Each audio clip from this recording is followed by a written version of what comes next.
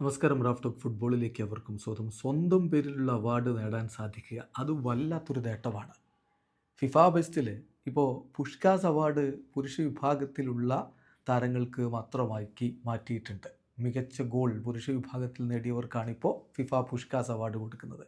എന്നാൽ വനിതാ വിഭാഗത്തിലെ മികച്ച ഗോളിന് നൽകുന്ന പുതിയ അവാർഡ്, അതിൻ്റെ പേര് മാർത്ത അവാർഡ് എന്നാണ്. അതായത് ബ്രസീലിയൻ ഇതിഹാസം വനിതാ ഫുട്ബോളിലെ അത്ഭുത താരം മാർത്തയുടെ പേരിലാണ് പുതിയ അവാർഡ് ഫിഫ നെയിം ചെയ്തത്, മാർത്ത അവാർഡ്. ആ മാർത്ത അവാർഡ് ആദ്യമായിട്ട് ലഭിച്ചത് മാർത്തക്ക് തന്നെയാണ്. അതാണ് അതിൽ ഏറ്റവും കൗതുകകരമായിട്ടുള്ള കാര്യം. 38-കാരിയായിട്ടുള്ള താരം മികച്ച പ്രകടനം ബ്രസീലിന് വേണ്ടി നടത്തി.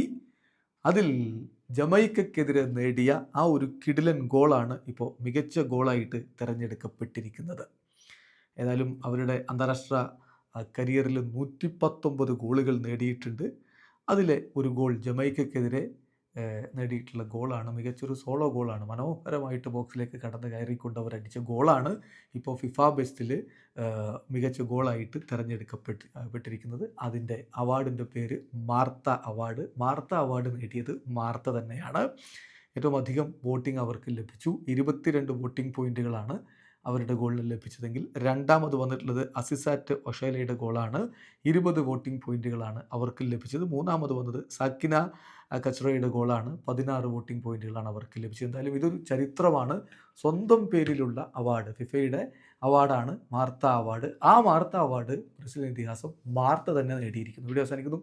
ഫുട്ബോൾ ലോകത്ത് കൂടുതൽ വിശേഷങ്ങളുമായി റാഫ് ടോക്സ് വീണ്ടും എത്താം.